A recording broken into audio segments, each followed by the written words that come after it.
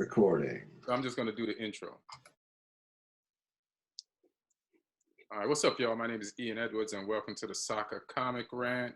And yeah, the coronavirus is still wreaking havoc, and we're still inside, but we're still doing the podcast.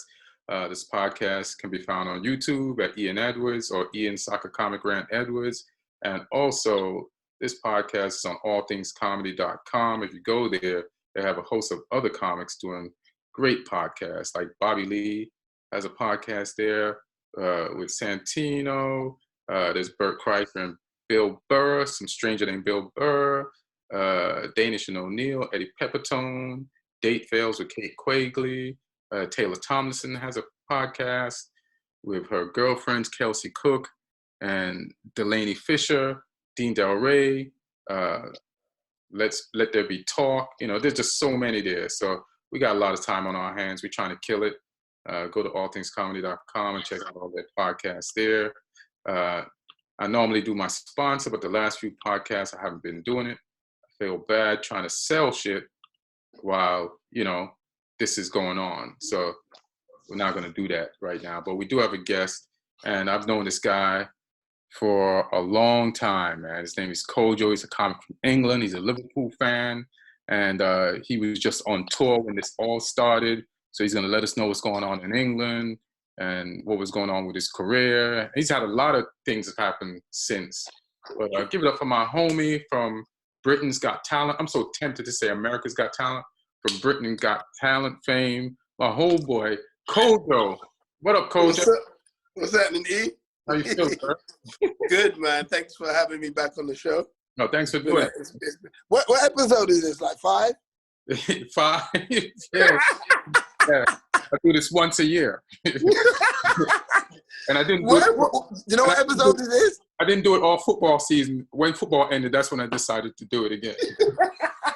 It's very timely, bro. Nah, good to be back, man. Good to be back. Thanks for having me. I know you were in America, and then we didn't get a chance to link up. And then every time you came here twice, and then I was out of town when you were in town, and we couldn't link up. So this. Yeah, I know. It's you know what? It's weird being in LA and not seeing you because because every time I was here, I'd be hanging out with you, you know. Yeah. But I'm an adult now, you know. Yeah, I know. I have to leave the nest sometime. Yeah, I see that. So. But yeah, it's been good. Married and you got a kid now. Yeah, I know. I've got a little man, Roman. He's gonna be 2 in July, and he's just getting big and talking and walking and running around, and it's crazy. How is that? Is it fun? How is it compared to comedy, if you can compare it, or just how to your life before, you know? I think with me, I kind of mentally prepared myself for like being a dad. Like I think, you know, you got 9-10 months of waiting. So for me, that was like 9-10 months of just preparing, you know, because sometimes you just wait for your partner to have the baby, and then you just say, okay, now I'm going to be a dad. Like I was in dad mode from like 9 months before. So for me, just because I feel like I deal with things better when I prepare, you know. I've heard somebody say it's better to respond than to react. Yeah. You know, so for me, like responding is what I'm best at. And so it was good, but I was ready to be a dad as well. And I think that plays a huge part in a man's life when you're having a child, is being ready. You know, sometimes a lot of dads are maybe young and they've had to react to the situation. So yes, it was perfect timing for me. And yeah, man, like he's really sweet. He's a good kid. Very eager to learn, you know. And yeah, man, you know, bright future, hopefully. So, well, let me ask you a question. Did having him have an effect on your decision to do Britain's Got Talent? Because, you know, like I've known you from like pretty much when you first started. And to me, you're already like a known comic in England. You're a hustler. You know, you did so much when you first started, you know what I mean? And you was on radio shows, you're on TV, and then to do like Britain's Got Talent almost is like not, it's like you feel like it's for people who are kind of just beginning, and especially with somebody in my mind where I see like accomplished so many things before. So did your kid, or just why did you do that? I think for me, it's a thing that a lot of people, a situation where a lot of people find themselves in life, is where people think you are and where you actually are. Right. You know, it could be one of the biggest prisons ever. For Oh. example, you know, we've had people, you know, we've seen so many people that may have had a hit song back in the day, right? And everybody knows that song, everybody knows it. And then you just assume that since that song, life has been like, a bed of roses. And you just assume that they're never going to struggle, they're never going to go through anything. And you just think everything's great. And then there's also a prison of what people deem to be success and what you know you're trying to aim for.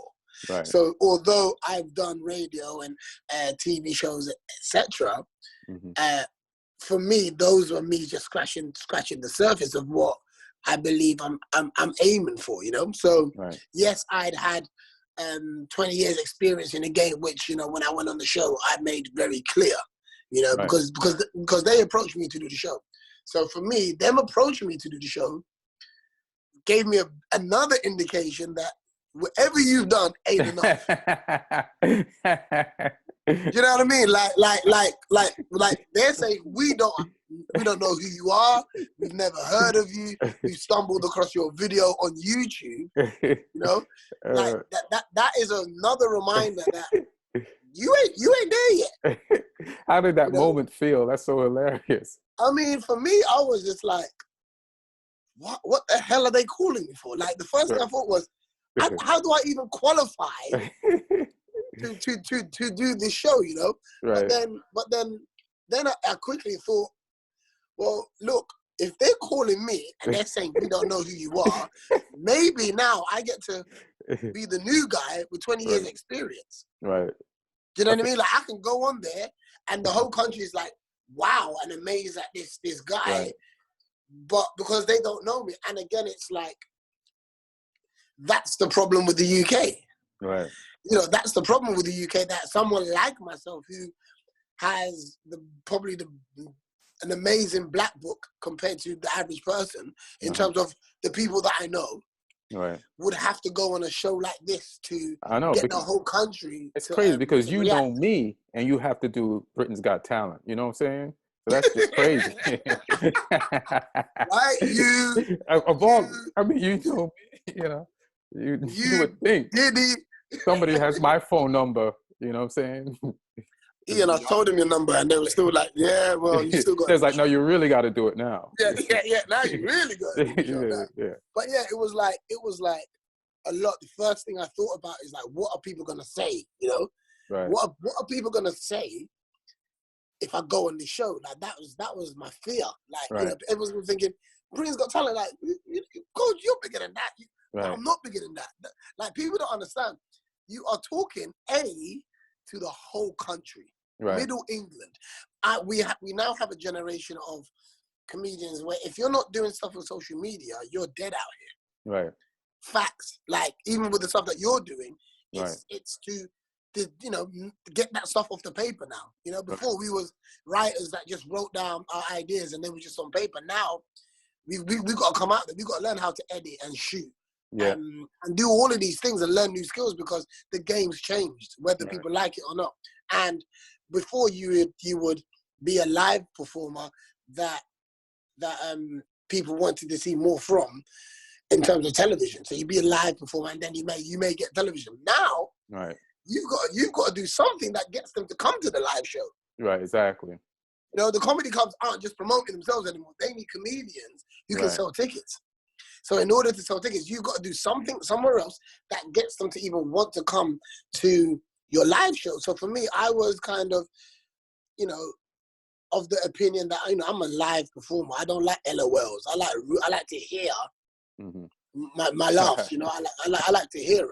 And for me, that was something that I wanted to stay true to. So doing the stuff on social media wasn't really something that I wanted to do. And then this was an avenue. Britain's Got Talent was an avenue for me to get the new audience, get a younger audience, introduce myself to people who are online every day, and I can still stay true to the art form, you know? Right.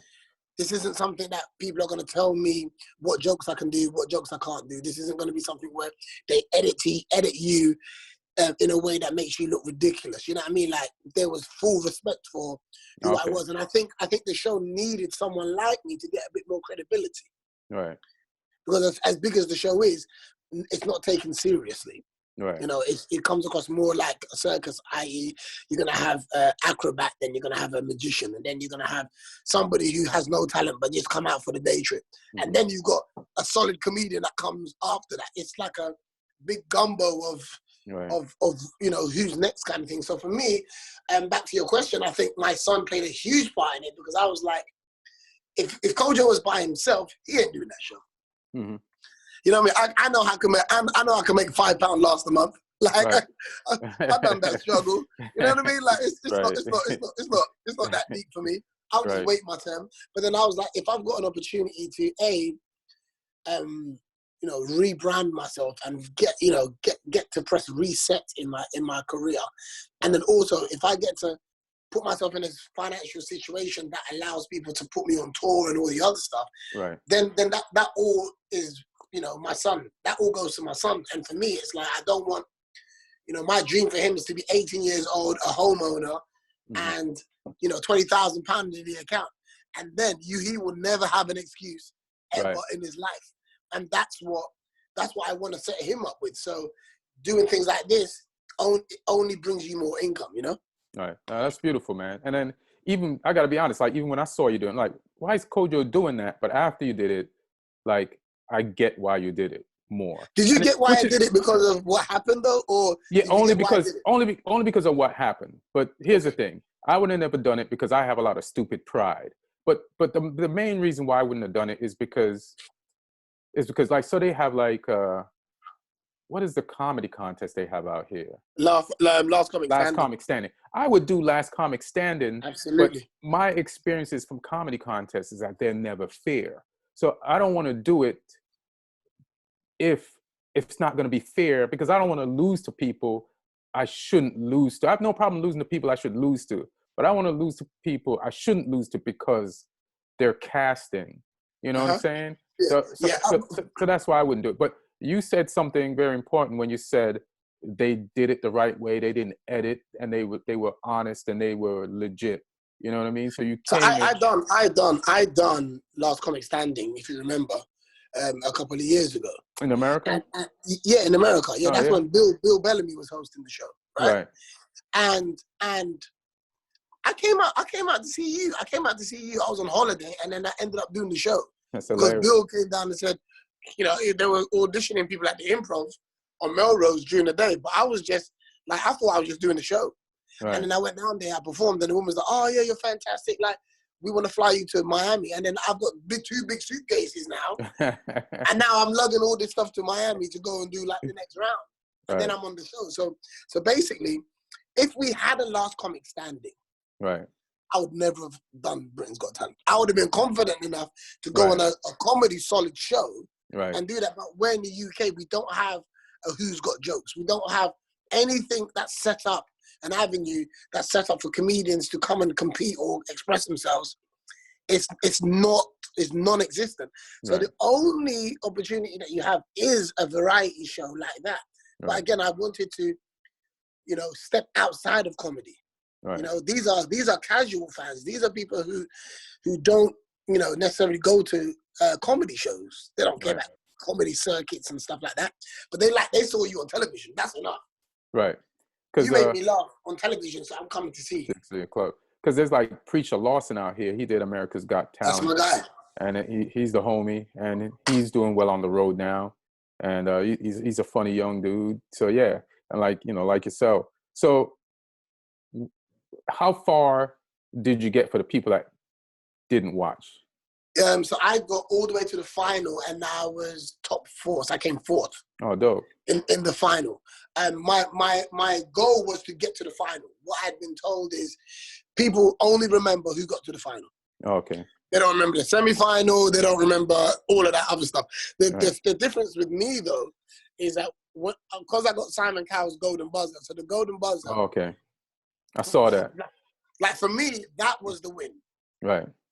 Like there's, each judge has a golden buzzer, but everybody wants Simon's. You know what I mean? Like everybody, so other people can get a golden buzzer, but it doesn't stick as much as getting Simon's one, right? Right. And in Simon, basically, there's like 10 episodes of the first round, right? And within those 10 episodes, a judge can let go of their golden buzzer, right? Mm-hmm. So Simon done two things that he's never done before. First of all, he gave it to a comedian, which he's never done before. Oh shit! The second thing is he gave it to me on day one of filming. Oh shit! Like before he didn't even wait to see if anything better was gonna come along. He was just convinced this is it. Right. Right. So from that, like the press got hold of the news, but they couldn't release it because obviously it's a pre-recorded show. Right. But everyone's like, yo, like Simon's giving away his golden buzzer on day one of filming. Like, this is crazy, And then for me, it was like, back to what you said about not doing the show or why you wouldn't do the show. I've watched shows like this for years, and I've always said the victory isn't necessarily winning the show. Right. Like for me, my goal was to get to the final, right, and get the exposure that will allow me to do what I have already been doing. Right. You know me very well in terms of the contacts that I've made, the place that I've traveled, the comedy shows that I've put on and hosted, the people that I've flown in. All of that work now has to be, all that energy has to go somewhere now. Right. I'm not your typical contestant that will go on a show like that. So for me, the win was actually gaining this new audience with the skill set that I already have. Most of these times, like the winner, they've already forgotten about who won. Mm-hmm. They've forgotten about who won already. A whole year later, I'm still taking off. I'm only getting bigger. My tour was like, because I know how to stay there. Right. I've known how to stay there. Working with people like yourself and Kevin Hart and Chappelle and Chris Rock. Like I've been blessed to be around these guys, shadow them. So I know the formula. You're a great people person. You have to be. Yeah, I think you have to be, because it's about getting people to feel like you're not just taking their money. Right. Do you know what I mean? Like, it's not just audience, but business-wise. It's because just some of the stuff I've seen you do in the past. Yeah. Like you throw your own shows, you'll have a party, you'll have the whole London come out to your event, shit like that. So I think that's the part of me that I wish I had more. Like that part of like that energy, that go. So I've always admired that about you. You know what I'm saying? Like, man, this guy. No, I appreciate that. Like you're gonna always eat. You know what I mean? That's what Gina said. Yeah, you're gonna Gina too. She's always gonna eat. I spoke to Gina. I spoke to her she's the person I call when I'm not sure. Right? Oh. So before I decided to do Britain's Got Talent, I called her and I said, Gina, listen. Look, they've called me and this is the situation. And what do you think? And then she was like, ooh, I'm not sure, Coach. And, but she said, you know what, yeah? I didn't think about who was telling me. I thought about what the show represented. And I'm saying, she goes, all you got to do, Coach, if you go on there, all I don't want to see is someone else that I don't know. Right. Do you know what I mean? Like if you go on there and you give them Kojo, then you'll be fine. But don't go on there and feel like you got to play up to what they want. Right. Do you know what I mean? Because comedians are gonna watch this and everybody's gonna be like, why is Kojo doing this? But number two, they're gonna be like, well, that's Kojo. Right. Because you could lose more going on the show than you could gain if you don't do it right. Well, exactly, and also I think opportunity meets timing as well. Yeah. Like I know 2 years ago, a year ago, I wouldn't have been ready to do it. Not in terms of ability, just in terms of timing. Maybe I needed my son to be here to give me that boost and drive and energy to go on a platform like this. And also for Simon to do what he's done, again, it's just timing. Everything was timing. And I'd been through such a bad period 2 years prior to that. Right.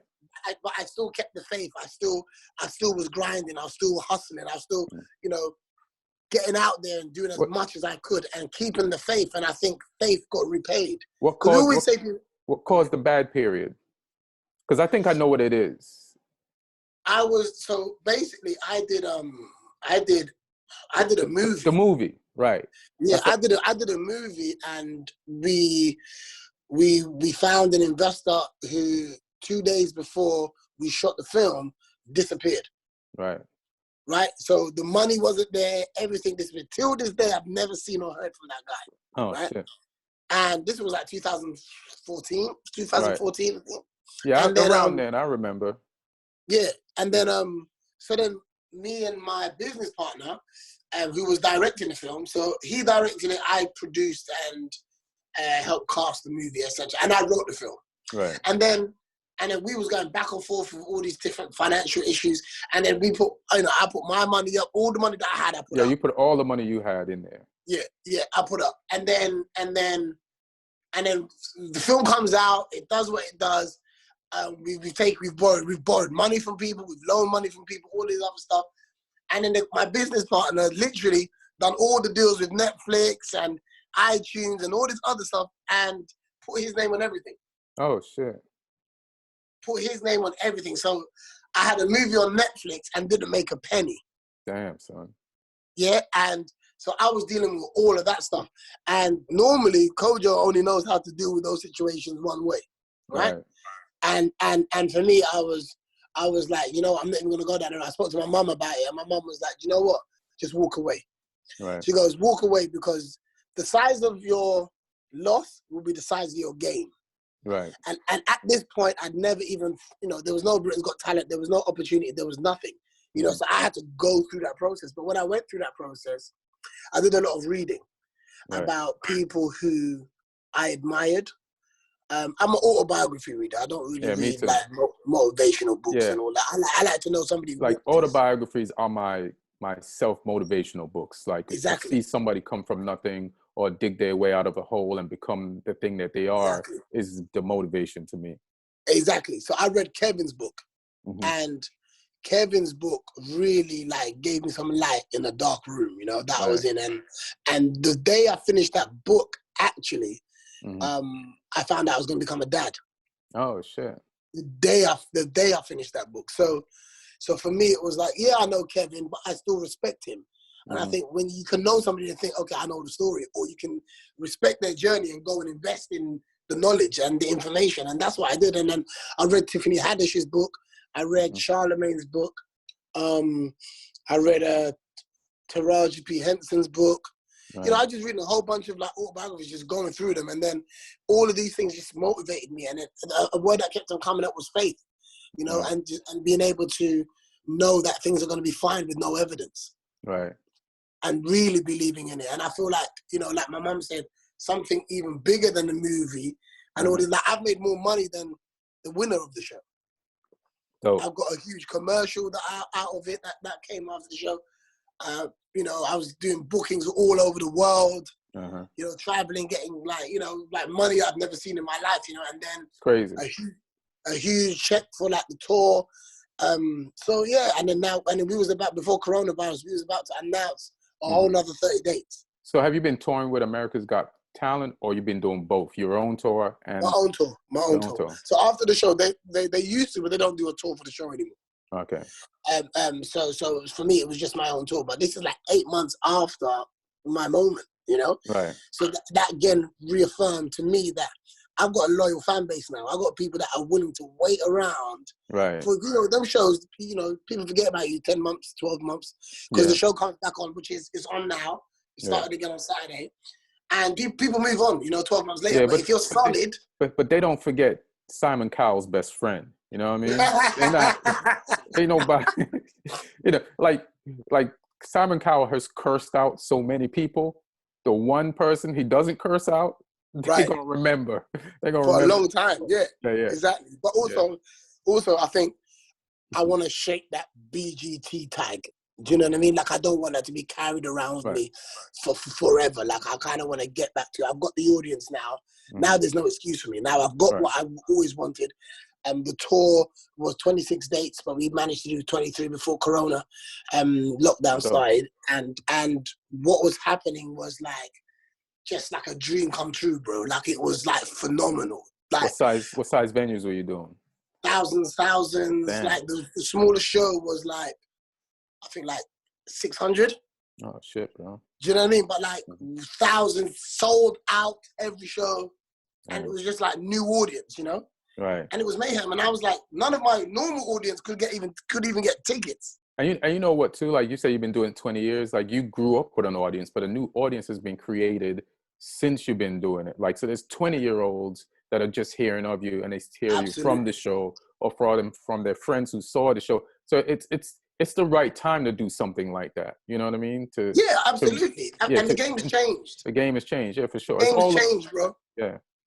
The game's changed, and I think, only ignorance will keep you doing the same thing, hoping for a different result. Hey, man, Mr. Ignorant right here, bro. I ain't going nowhere. Cheers. like, I wouldn't have done that show unless I had a meeting and said, just get me to the finals. Like, I'm worth going to the finals, but you have to make sure I get there. Like, but you know what it is? But I think even if it's not Britain's Got Talent, I think at some point in your career, you've got to risk it.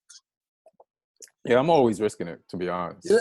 Yeah, I mean, but I'm just saying in the sense of like being uncomfortable then, because I think a show like that for me, that's the most uncomfortable I've ever been. Not on stage, not performing, in terms of making that decision. Right.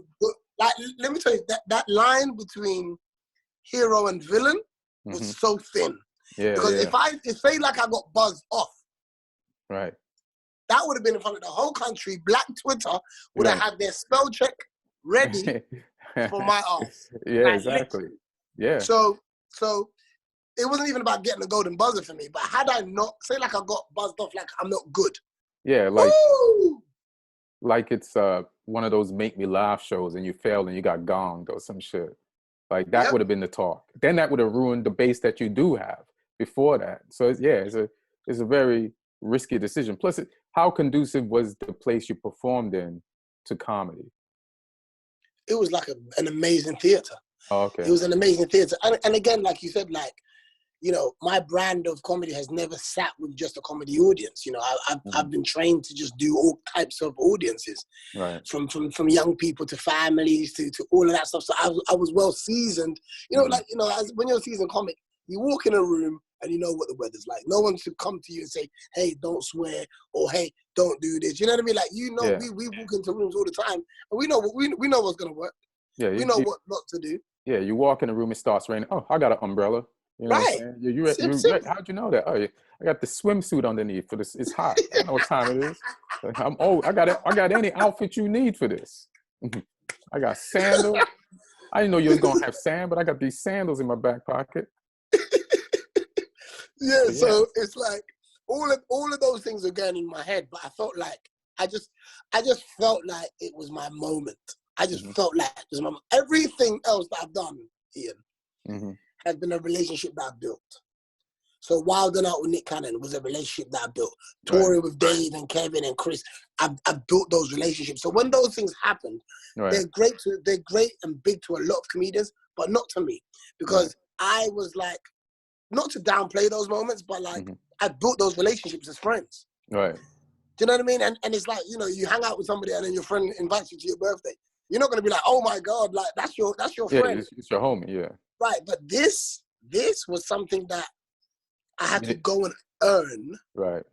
This was something that this is somebody that said, I'm going to change your life. I don't know you. I've never heard of you before. This is my first time meeting you. And I'm going to change your life on day one of filming, bro. Like, that to me, and when I was very emotional when all that was going on because of the risk that I took. Right. This was all about the risk. All my emotion was all about the risk that I took, that God saw me through this. Because like you said, had I got buzzed off, I never had to get the golden buzzer to get respect, right? That was the bonus. But if I'd got buzzed off and told you're not good enough, people would have never let you hear the end of it. And then how would you feed your kid? Like that would have been crazy. because even the people that believe in you'll be like, maybe we were wrong, you know. I'll start sending them out, and then you can't even get the shows you were having already. So yeah, I feel you. Listen, people will go cold on you just like that. Yeah. Just like that, you know, you're not the flavor of the month anymore. And again, yeah. and your son wouldn't return your calls. In fact, he'll start talking. That's how pissed he'll be. He only talks to his mother and then pretends he can't talk when he's exactly. But yeah, so like it was that thin, that line, you know, and I think we all get to that place in our career where you got to make a decision. You got to make a decision that will make you uncomfortable. But I've always been told that uncomfortability is the first sign of progress, you know? Right. And until that point, I'd had a very comfortable journey in terms of making the safe decisions. I've never been able to worry about, oh, damn, like, and then I said to myself, bro, you moved to New York with nothing guaranteed. Right. You just went there to learn, you know, learn and be around the culture. You went to LA, like, nothing guaranteed. You went and so what is this? This is just another gig. Plus you made the movie. You put all your money in, you made the movie. Right. You know, you take a lot of chances. So exactly. And I feel like Mm-hmm. that, you know, I've just literally just finished my autobiography. Mm-hmm. And that is just all about all of the risks that I've taken, all of the chances that I've taken.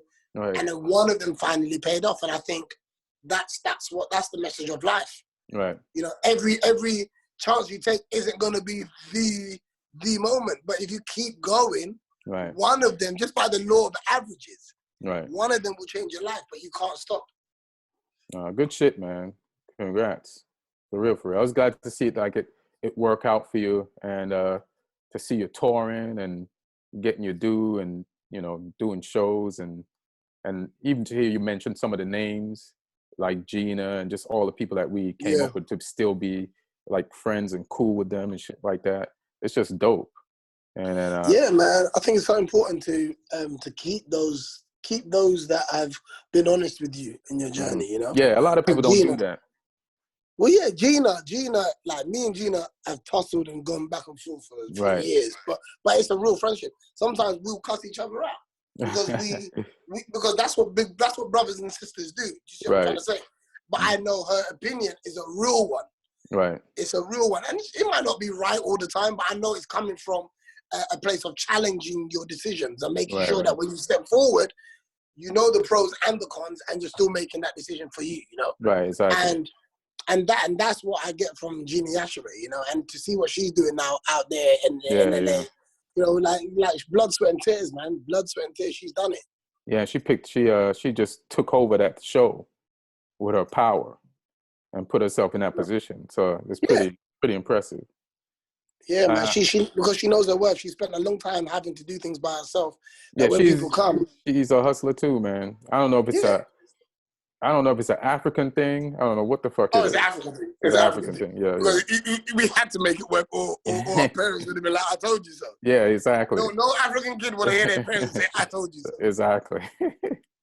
That's hilarious. So on to football now. So I know you're a Liverpool fan, but just let's hear how long you've been a Liverpool fan. What took you into this thing?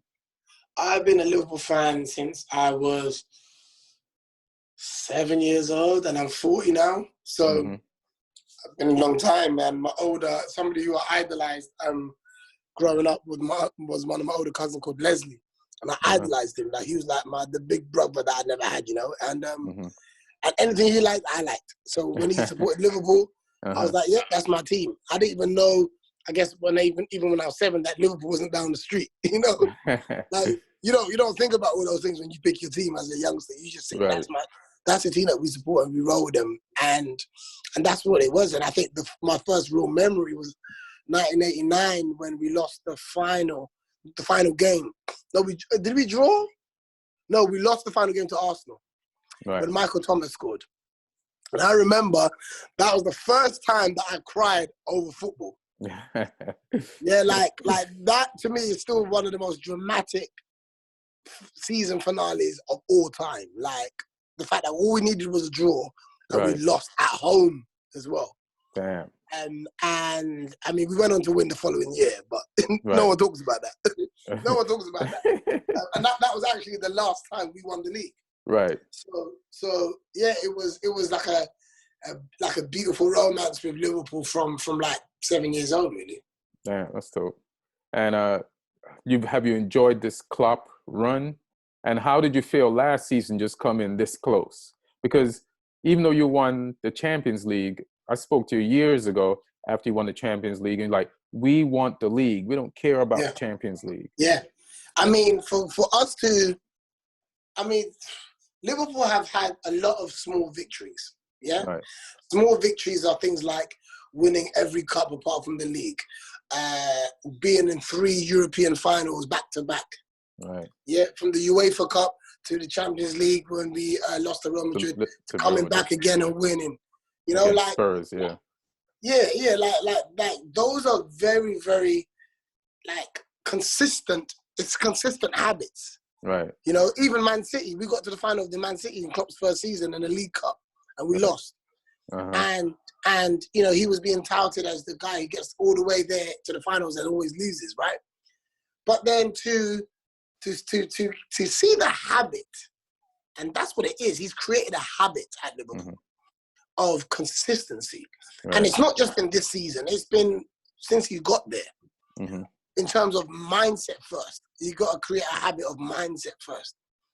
And yeah, you will get some, you know, intermittent results, etc.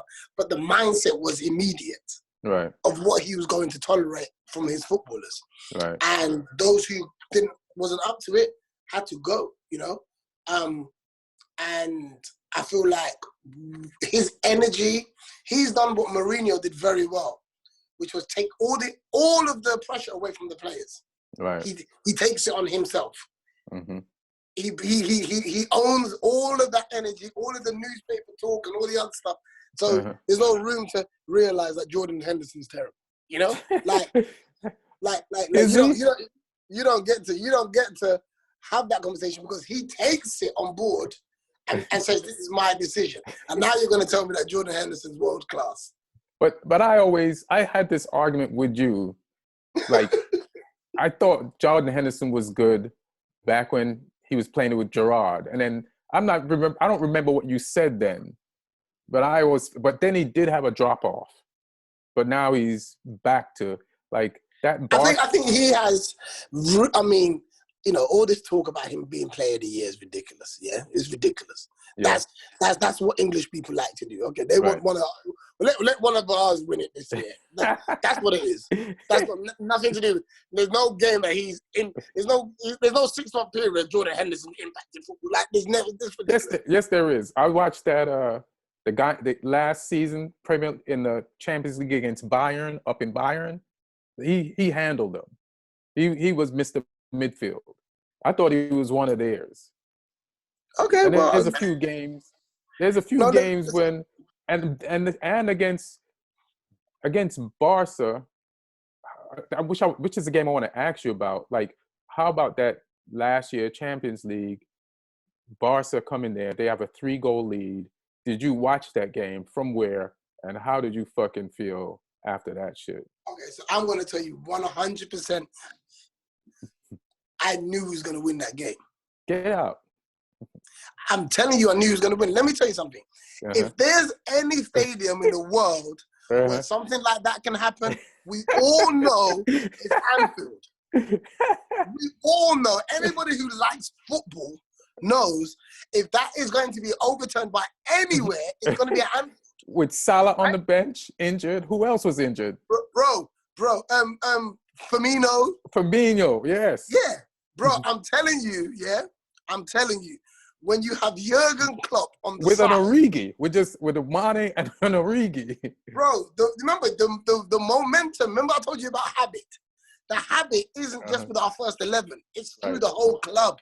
Like I know my team, so I know what games we're going to lose, and I know what games we're going to win. Not now, but we were the kind of team that would beat Barcelona. Right. And then lose to Middlesbrough. Right. Like I know my club. I know exactly our behavior, right? So for that game, it's Anfield has too many of those nights. Right. Too many of those. Where the impossible has been achieved time and time again. And even like what we done to Man City, you know, the year when we went to the final and we lost, right? Right. When they came to Anfield and we made them know this is not going to be easy. They knew that. They were intimidated from coming through the bus. Yeah. So we have a culture at Liverpool. I mean, you guys stoned them with red smoke. But listen, do you know how long they've been doing that in Turkey? Uh-huh. You know how long they've been doing that in Greece and all these places? And it's called culture, right? Uh-huh. You got to do whatever it takes. Yeah, we'll take a fine. We'll take a fine. But we'll get to the final, though. You know what I mean? So like, listen, you ain't here to be nice and give them a smooth ride into town. Right. We're here to make you feel like you may get shot during the game.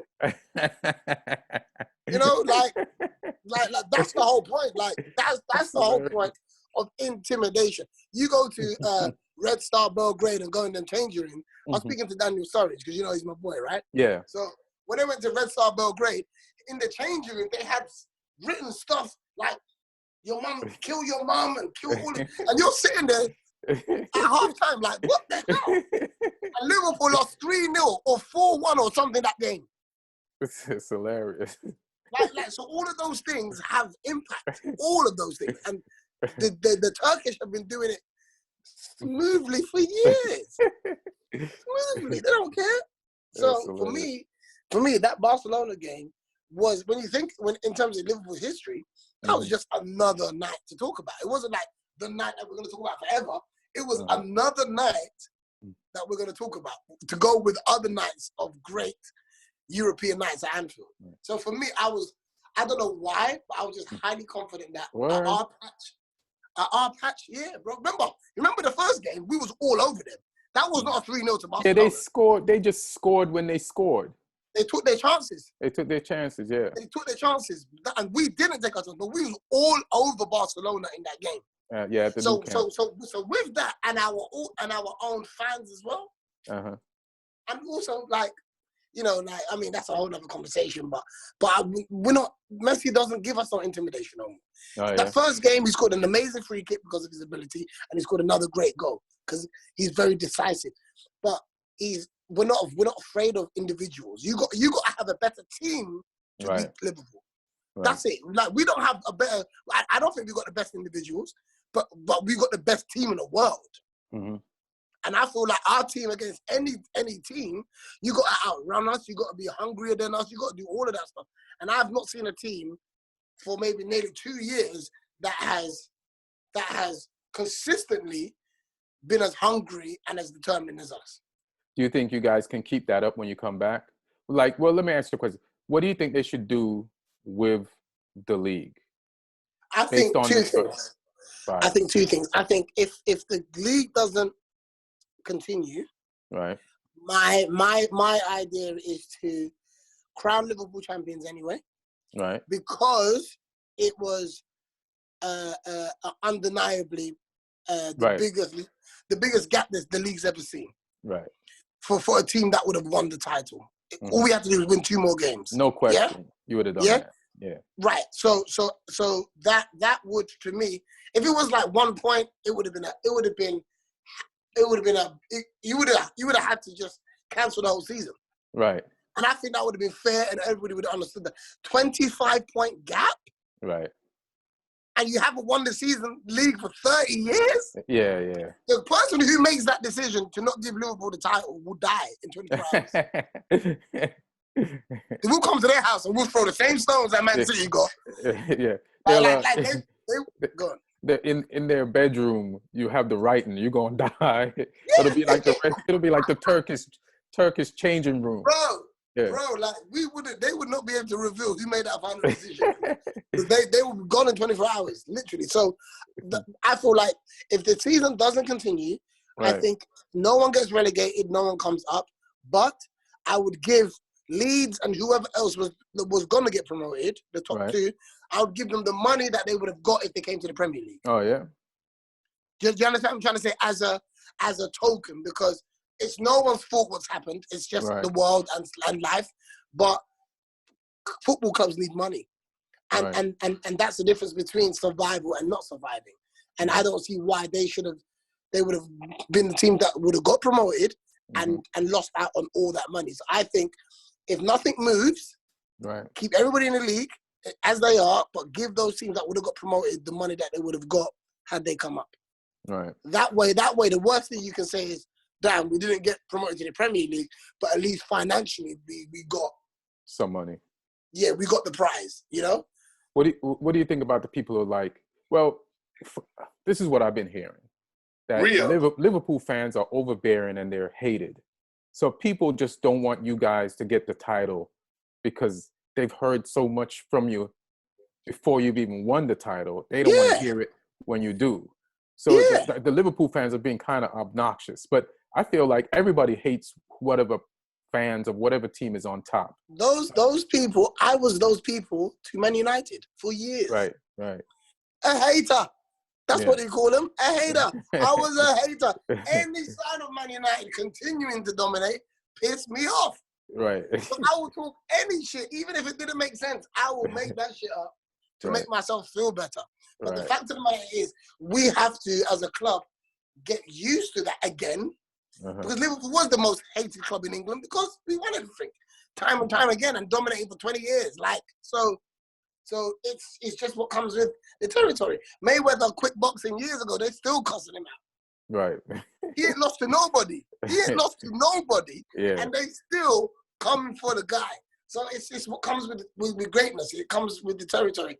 When you start to climb, everybody loves you when you're the parked car. The moment you start moving, people got to say something, you know. So I'm not worried about all of that. All we've been told is, in any event, any scenario, Liverpool gonna be crowned as champions. I think you deserve to be, because like I get up in the morning and I watch at least the games from the top 5/6. You know what I mean? And I've been watching. Like, I was always a Gerrard fan, but I'm a Man U's my team. I'm a Gerrard fan. I just like the work ethic, which I can take that into comedy and do some shit in comedy. When I played, I was a midfielder, and you look for the best midfielders, the ones that you would like. If I was playing, that would be my game. And I'm also in love with Scholes. Scholes was my best player at the time. Yeah. And so, you know, but just watching Liverpool and just all the teams, I just feel like they deserve it more than anything else. And because I feel like it would break, if they didn't give it to them, it would break their heart. And I know you say Klopp, like, is a great example of leading. I just don't know if he would be able to lead them back if they rip this from them like that. Like, you know what? But you say that, but I believe we're going to be dominating like crazy. I think the difference between us and Man City is our manager. Our manager knows how to work with dirt and make diamonds. Guardiola hasn't had to do that ever. He's never had to do that. He's never had to work with an average team and make them great, ever. Well, he kind of did with City. Like, City's like the closest, because like City had won 3 titles before he got there. Yeah, but when he got there, but when he got there, that first season wasn't great, and the defense was, and he's still having problems with his defense. Like, he really. I know, but what I'm saying. Okay, but what I'm saying to you is, like, he's not done a Jose Mourinho and made Porto phenomenal. Yeah, no, I get that, but Porto went rolling in money. Yeah, but Porto. But you're talking about Man City. When you got oil money, Ian. When you got oil money. Yeah, but Porto is still one of the top teams and the most financially viable teams in the Portuguese league. It's them. Yeah, but he won the Champions League and he won the UEFA Cup. That's got nothing to do with domestic football. Right. He took that energy and conquered Europe, bro. Yeah, he did. And that's why I'm saying, like, not to discredit, because the brand of football that he has displayed at Man City is second to none. It's second to none. So I respect his footballing genius, but he's not had to dig deep into the dirt with no funds and make players better. He go and buy a replacement. Klopp makes players better. Well, he also. So I'm going to ask you, who's picking his players? Like, who's picking up who's picking up Trent Alexander from? Is it from Hull? No, Trent he's born in Liverpool. He's from the Youth He's Academy. born in Liverpool. Not Trent. You're talking about Andy Roberts. Robertson. Andy Robertson. Like who's picking him? I don't know. I don't know exactly who it is, but I know Klopp will be like, look, there's a list of players that I want you to go and look at. He probably gets a list of videos and sees people's mindsets. Then what the rhythm has been like with Millamino, who'll make a phone call and say, tell me about this human being. Right. I've seen their ability, but tell me about them as a human being. Right. What is their work ethic like? All of that stuff matters. Like it's not a coincidence that every one of our players lasts 90, 100 minutes. Right. But he does make mistakes though, because it's human. I'm not picking at him because I don't think the Shaqiri thing is working out. Like, what's going on with Shaqiri? He's been injured like every other week. I see him sitting on the bench. Yeah, but most of the time he just got back. Like, he's been injured for most of the season, number one. But number two, there's what Shaqiri wants, and then there's what Klopp needs him for. Right. Yeah, so at Stoke, that's what I'm saying. I'm like, mentally, I don't think Shaqiri is a Liverpool player. No, absolutely, but I don't need you to play most of the season. So it doesn't matter if you're a Liverpool player or not. You are the type of player that can come and change your game. Well, and let me ask you a question. What about Keita? I believe in Keita more than Klopp is showing belief in Keita. Again, I think it's a random situation where he came in, he got injured, his momentum had gone. Right. The team's doing amazingly well. Where do I throw you in? But when I've seen him putting him in and take him out, and I'm like, he was playing good. You know, I think he belongs there. I think that as Keita's career goes on, I think he'll be at Liverpool for a while. You have to remember as well, Jordan Henderson. Hold on, remember, Klopp, and I'm telling you this, Klopp. What club bench is their captain? I'm telling you what I know now. His benches. There was a period where Jordan Henderson was fit as hell on the bench. Yeah, I didn't see him either. Yeah, couldn't get into the team because when we pick our best 11, he ain't in it. Now he probably will be because he stepped up, and I'll give him credit for that. He has stepped up. I still believe he's more work rate than ability. Right. Yeah, but you need the balance. I think he's you need both. the balance. Yeah, I think he stepped up his. Like you said, he makes players better. I think he's gotten better. What top team? Name a top team that Jordan Henderson will walk into. A team that's doing stuff.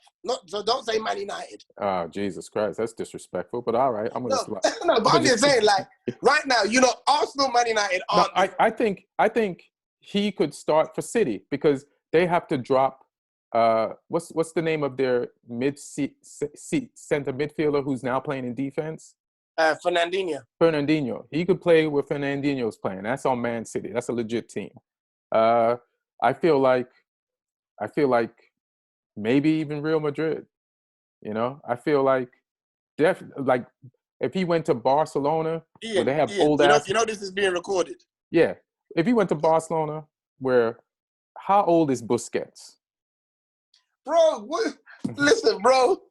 He can't go to none of them teams. None of them teams. All right. That interchange with passing football. No, he will be the one that gives the ball away. Nah, man. They'll do like 17 passes, and it'll be Jordan Henderson on the 18th pass that does something stupid. I'm telling you. No. He used to be like that. I saw that. He used to be like that. But I don't know. Maybe you're like, when somebody I'm watching him every week. Me too. When somebody changes, like it's hard for the people who saw you one way to accept you the other way. Nah, bro. Like I'm trying to think of another player who I didn't like that I now like. At Liverpool. I'm trying to think. Origi comes in and takes his chances, right? Now when Origi starts, but hold on. No, I know, but it's another way of playing. Like we have to have. What Klopp learned from his first season was he had no other way of playing. Right. He had no other way. There was no backup plan. We've got a backup plan now. Now when we're playing them dogged out teams, we can go high. Right. You know what I mean? Like he's learned every single season. Klopp has learned his mistakes. He's learned. Lovren. We've been saying Lovren's terrible for a long time. He don't play him. Yeah, they don't. He don't play him. I agree 100% on that. Yeah. Right? Like he played him in. He played him in the Watford game, and that's the problem. This is what I'm saying, though. This is what I'm saying. Now, he threw the whole team off. This is what I'm saying. Our game, we lost our first game because of this. You understand what I'm trying to say? I was like, at some point, you gotta put your hand up and go, yo, we need to sell this guy for free. I was like, something's different about this team today. Oh, it's Lovren. That guy is terrible. Terrible, bro. He has the stature of an amazing defender.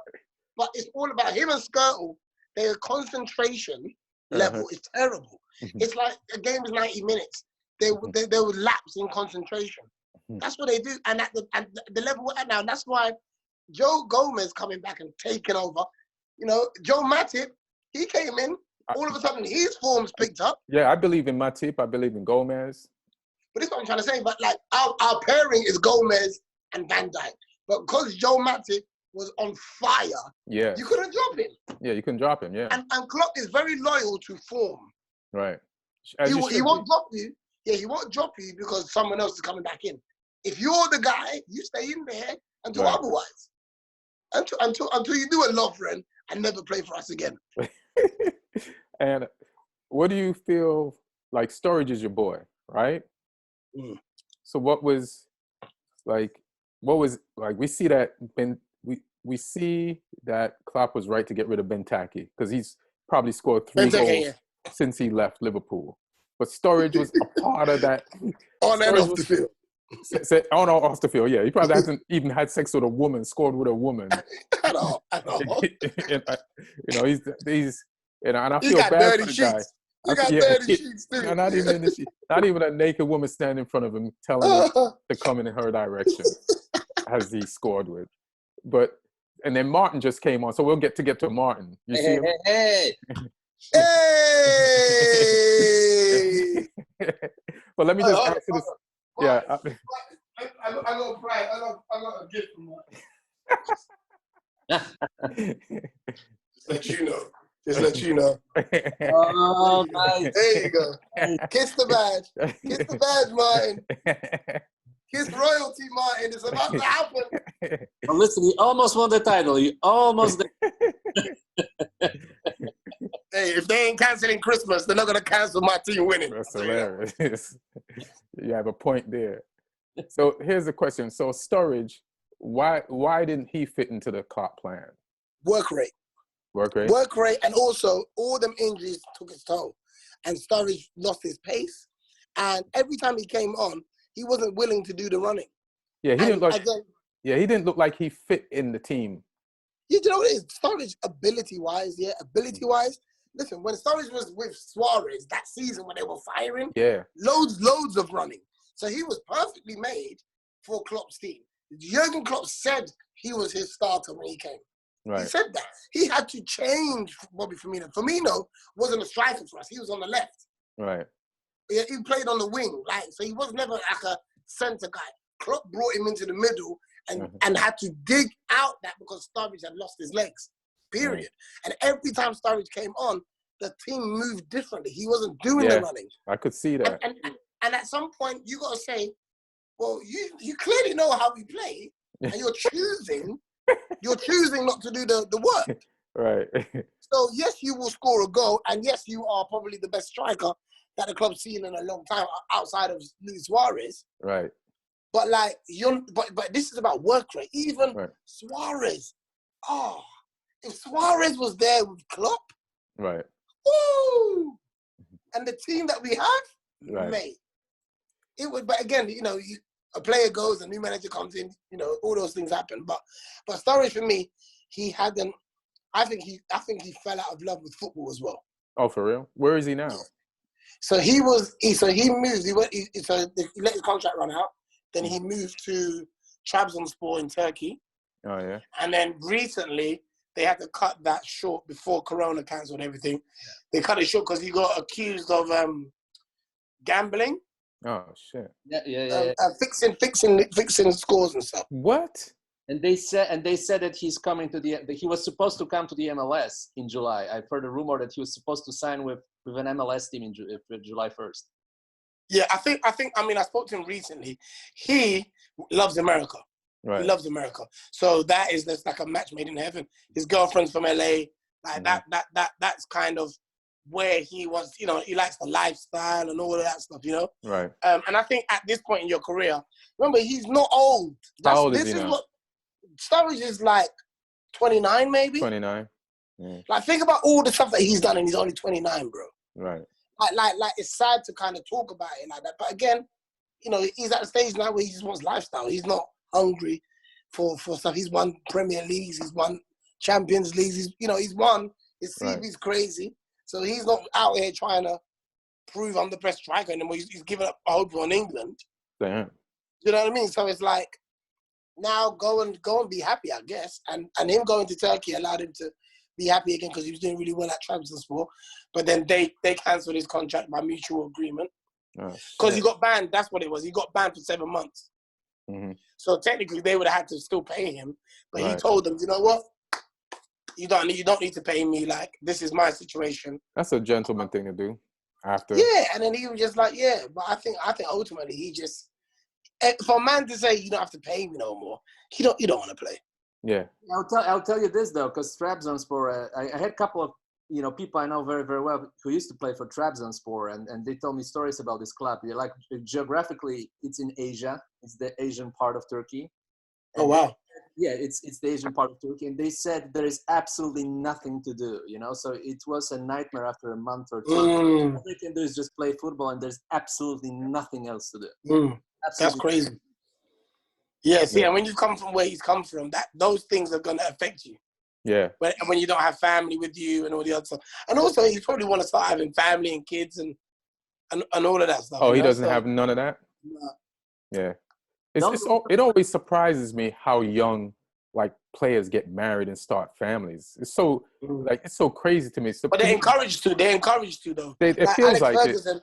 Yeah, Alex Ferguson told Rooney, like, settle down, because if you don't settle down, the wolves will come for you. Right. You cannot afford to be single, Wayne Rooney. Yeah. Like, some people like that. When you're special, yeah, the girls will come for you. Right. And it'll just derail your whole career. Absolutely. It impacts any man in any job. Yeah. And Ronaldinho is playing for a prison team in Panama. He's out of jail now. But, yeah, that's what happens when you're not married. Because I don't think Ronaldinho ever got married. I'll give you another piece of information about Trabzonspor. So the reason why this friend, he was a striker, he had some offers from other European leagues. But he was in the middle of divorce. Okay? And in Trabzonspor, they pay a lot of money because they know that they don't have that much to offer outside of football, but they pay cash, and they can put in the contract whatever the player needs to be put in the contract. I mean, wow!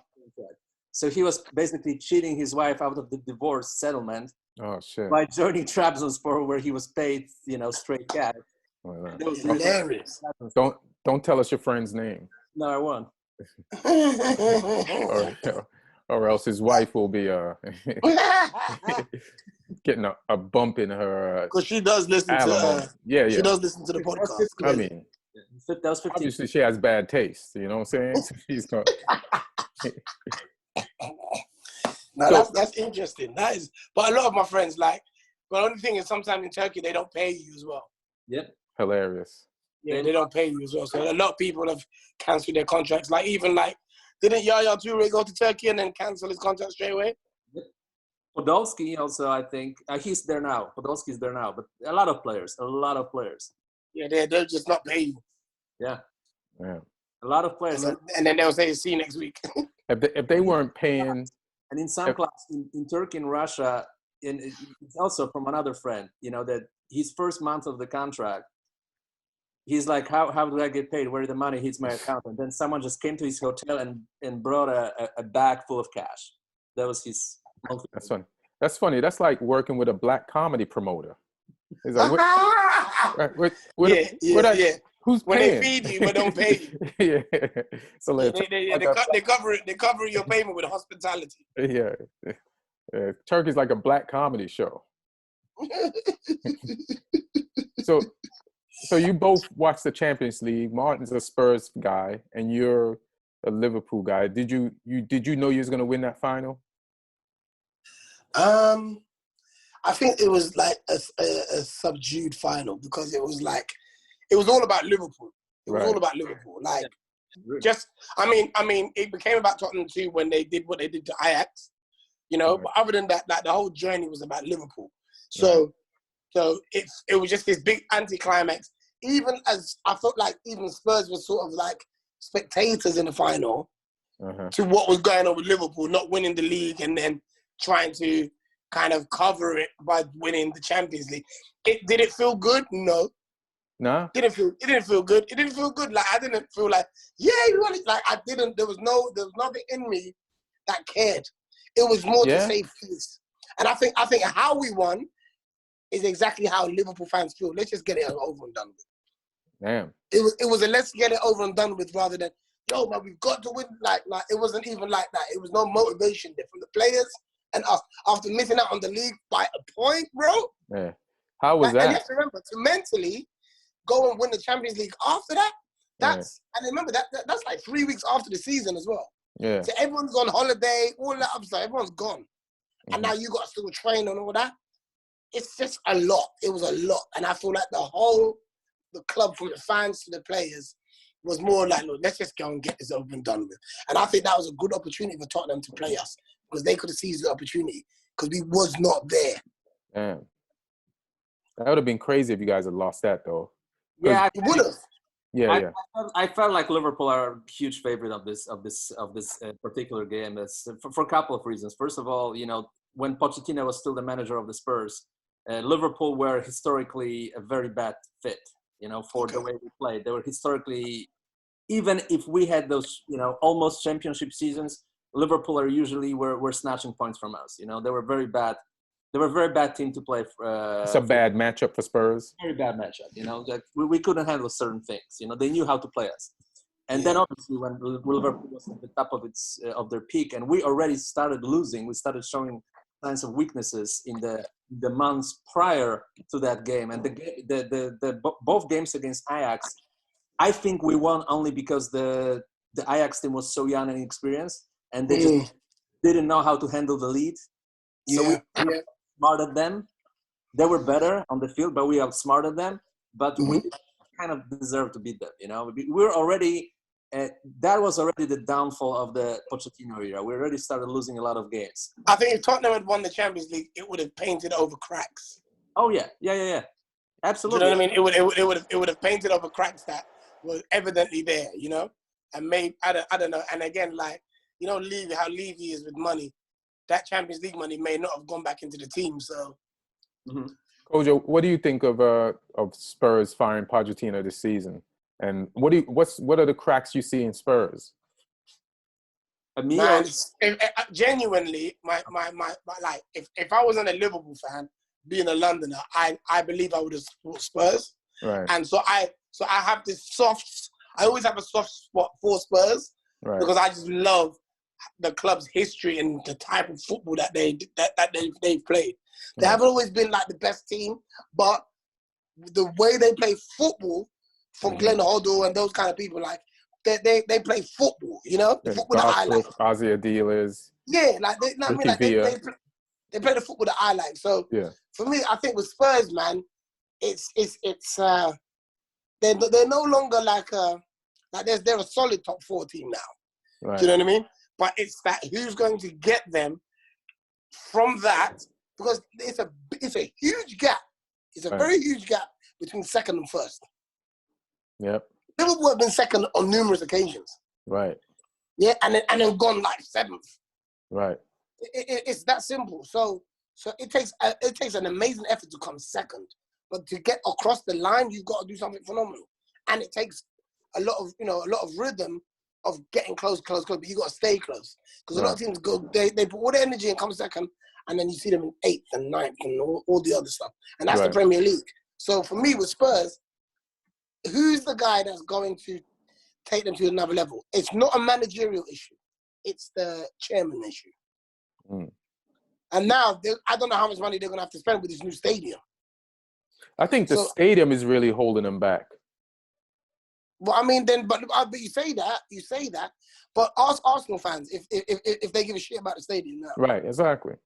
So for me, it's like financially, Levy is going to make money, but if the club don't look financially great on the pitch, then you've got a beautiful venue for other sports. I agree with you, but although I will tell you this, like the stadium was a smart investment if everything is normal. Like if we don't go through that period of time right now, we're obviously even more right now to have a stadium like that. But if everything is normal and it isn't, so we can discuss what if. But if everything is normal, you can have big events, you can have big concerts, you can have a lot of things happening. So you use this space properly and you actually benefit from it. What I think happened, they didn't deal very well with the crisis of the Pochettino's late downfall. They either had to give him a chance to reboot, or they should have had a plan B. I mean, they went straight to Mourinho, but it seemed to rush a little bit. Do you know what it is? I think they need a manager. Pochettino's a good manager, but his profile's not big. Yeah, and I think Tottenham need to do something loud. Yeah, they need to do something loud. Is Mourinho that guy? I think for now he is, but I don't think he's the long-term plan. But again, they've got a good manager in Mourinho. They just need a guy who's going to give them finances. Because Mourinho knows how to spend money. Yeah, he does. He knows how to build. And there will always be players that will still want to play for Mourinho. You know what? Mourinho's gotten a lot of stick for, when only from English press. Yeah. I mean, but they also gave him a lot of credit. But the times when he didn't do good, well, he came back to Chelsea, got them back, and he built them a new team. And that team has gone on to win with other people. And then but something happened in the second season. He won the title too. Yeah, and he won the title. Yeah. But then he goes to Man U, and they didn't spend. Hold on. They came second. They won the UEFA Cup and the League Cup. And the guy wins by accident. Yeah, exactly. His worst thing he's going to do is going to win, bro. Yeah. But they still didn't spend the money in the places he wanted the money spent. But he also spent money wrong. He also did spend some money wrong at Man U too. Well, of course, but at the same time, I think you can't kick the toys out of the pram because you can't go and buy Maguire or whoever he wanted at the time. Right. Okay, you can't afford to do that right now. Go and manage them. Yeah, exactly. Go and be a coach. Yeah, go and be a coach. Like I said, as he's got bigger, he's forgotten who he was at Porto. Yeah, I think so. It's the entitlement of, no, I want this player and we're not going to win it. That's his way out. We won't win the league if we don't get X, Y, and Z. But that means you're not the right manager. Right. Yeah, but you know what, I agree with you. And we discussed with Ian many times that side of Mourinho. I think what happened was, and he's actually trying right now. When I saw him, his body language and the way he is, he tried to engage media when he's with Tottenham, trying to smile, trying to joke, trying to be a little bit more, build more positive image, because the image of him at late at Chelsea and at Man U, always angry, always confrontational. Something happened in my opinion, something happened to Mourinho. First of all, I mean, he won a lot right away as a manager. He had a very, very quick start. And then he kept winning. And then he kept having his ego boosted. He was called the special one, the greatest one, the best manager, maybe the best manager of all time, at this young age. He went to Real Madrid and he got his butt kicked by the guy named Guardiola. And there was a new situation for him and he couldn't cope with it. He couldn't handle that. And something broke inside of Mourinho. He became a different man after that. He became bitter. He became very vengeful. I think he became spoiled. Yeah, but that's experience with Guardiola. Guardiola took his heart out, literally. But now I see he's trying, from the psychological standpoint, he's trying to re-engage, change his image. He had occasionally moments of, where he snapped a little bit at Tottenham, but he keeps his guard. He's trying to be positive. Yeah, he only snaps on Ndombele. And then Ndombele mainly, yeah. So, Kojo, this is a Martin question, but I'm gonna ask you first. So, did you hear that Tottenham is willing to sell Harry Kane for $200 million? But not to Premier League teams. But first they was but now they say not to Premier League teams. Do you think they're serious about that, or they just you just have to set a price tag, so that's the price tag, or they're doing that to just make sure nobody buys him, even outside of the Premier League? Listen, I don't think Tottenham aren't in a place where they're going for titles, to be telling them, another English team, that you can't sign our player. Like Tottenham are still just happy to get in Champions League, on a consistent basis. So for me, I can't see why, like Liverpool selling or Man City selling Aguero to Liverpool, that's conflict. That's conflict of interest. I don't see no team that's better than Man City, Tottenham right now, that they can't sell to, because technically you're not close to them anyway. And you can't tell Harry Kane he can't win the Premier League. I mean, if they make the right transfers and things happen, we can compete within 2 years, But I don't think. I think it's more psychological. We just don't want to be the team that sells the best player to another English team, But you know what? I'm telling you now, as a Liverpool fan who has dealt with this on numerous occasions, the best thing to happen to Tottenham will be to sell Harry Kane, because then you have. Listen, when we lost Luis Suarez, we became a better team. Player, but he wasn't your homegrown player. He's our homegrown player. No. Yeah, but forget all of that. That used to mean something. That don't mean nothing no more. He will go and play for Arsenal if the check is right. I'm telling you. Like, for me, it's all about building a team. Klopp has built a team. Man City, all over the pitch, probably have better individuals than us, by far. But we have a better team, and I think sometimes you've got to lose that focal point, because then the other characters in your team start to get confident. Steven Gerrard had to leave for Jordan Henderson to become who he is, because he's not under his shadow anymore. Suarez had to leave for everybody else to kind of get more confidence in who they were. Coutinho stepped up when Suarez left. Yeah, but you needed the whole picture to come together. You needed the right coach. You needed the right plan. And it still took a while. You know what I mean? It still took a while. But why shouldn't it take a while? But if I'm Tottenham, I would be afraid to lose Harry Kane, but I would enjoy getting £200 million and spending it the correct way. With the right manager. Yeah, with the right manager. And I'm telling you, Mourinho will spend that $200 million in a very, very shrewd way. Trust me. Oh, I know. We made bad investments bad investments. We got Eriksen. That was a good investment. But other than that, we didn't use the money from the Bale transfer very, very well. Although the transfer worked out fine, I think. Worked out fine. But we actually became a better team after Bale left. Right? I mean, but this is what I'm saying. Like, Gareth Bale was. I guess he wasn't as influential as Harry Kane, because Harry Kane's a striker. But Gareth Bale leaving Tottenham, for me, would be bigger than Harry Kane leaving Tottenham.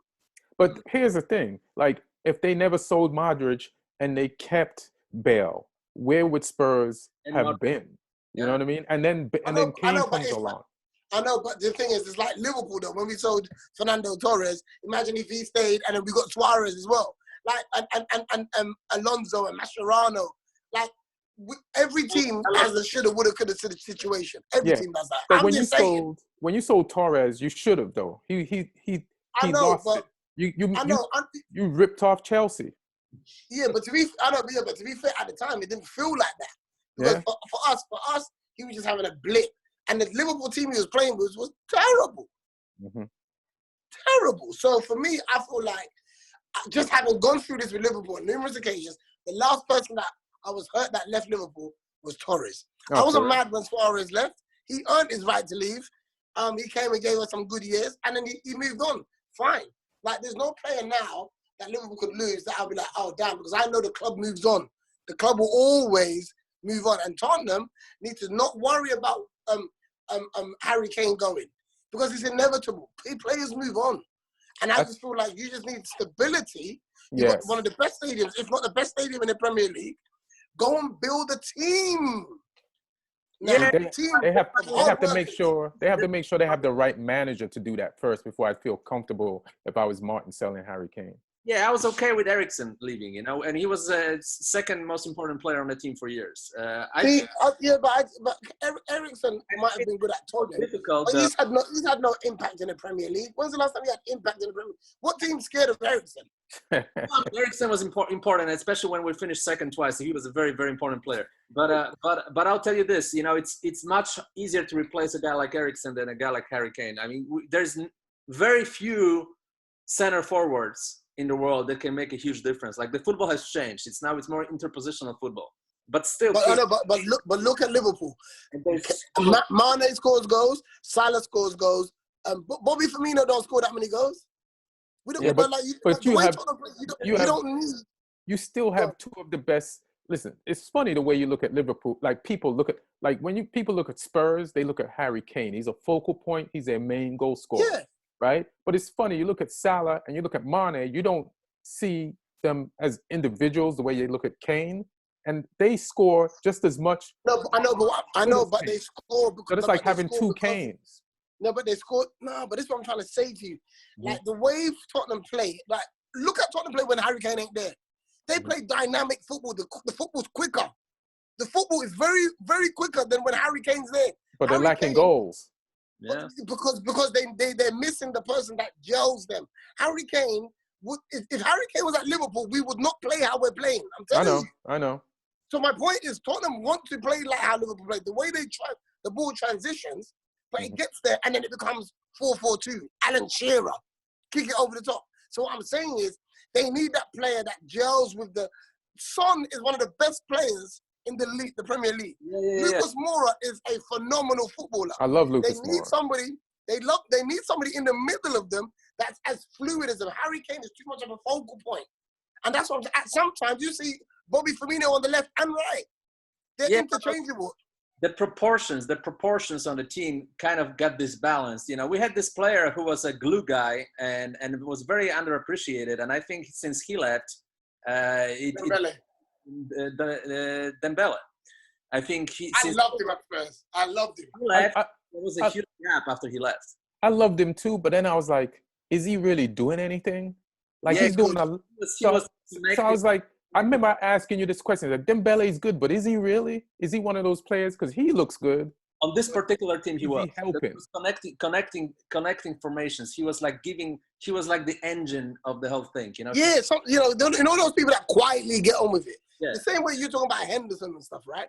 Dembele wouldn't get a lot of the plaudits, but when he's not playing, you notice. Yep. And every team that needs that quiet guy that just gets on with it, like Gini Wijnaldum. That's who. When Liverpool don't have Gini Wijnaldum, he's quality, bro. When we don't have Wijnaldum, that's when I'm uncomfortable. You're right. No, I he's don't care quality. who else ain't playing. But I notice him. Like, I don't know how people don't notice that guy. He's like, I've been talking about him for like years. I was like, he's quality. People don't know. Like, he's just playing. I don't trust that guy. You walk into a room and you're like, who should you worry about? That motherfucker. That motherfucker. Gini Wijnaldum. You worry about he's the one that come and shake your hand too. Because he's not like the classy, like, he's not the spotlight Dutch guy. Yeah, but he's Dutch, motherfucker. Watch him.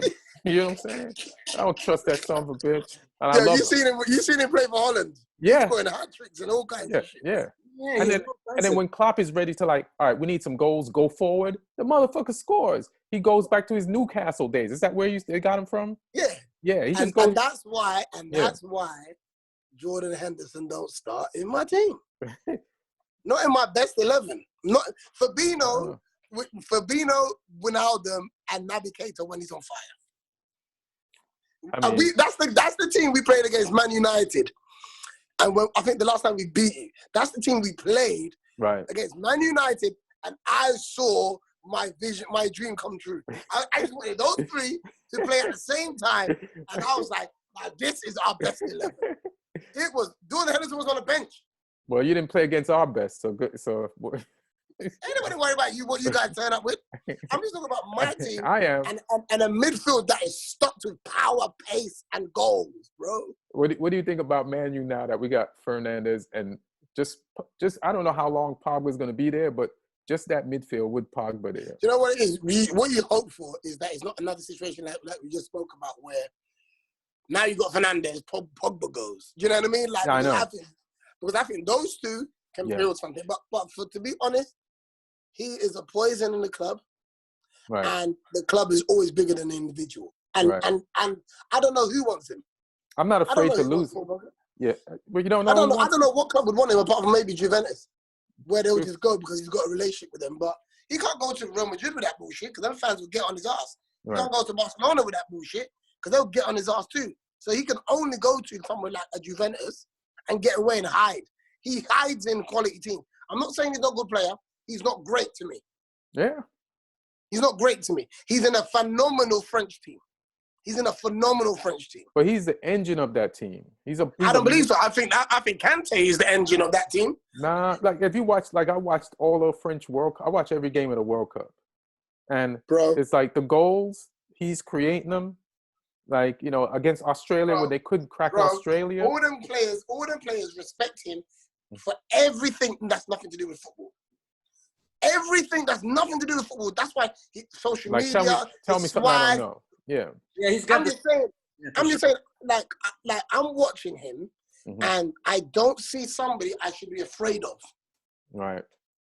That's what I'm saying. I don't see somebody when Pogba's name comes up on the team sheet. It means nothing to me. Nothing, bro. Nothing? I'm not worried about him. No, I'm not worried about him at all. Now Fernandes, I'm worried about him. Right. I'm what? McTominay? Yeah. Baller. Absolute Scottish guy, baller. You see our Scottish team? They're building a generation of kids now. Yeah, they're going to have their moment. Yeah. Andy Robertson's there. He's there.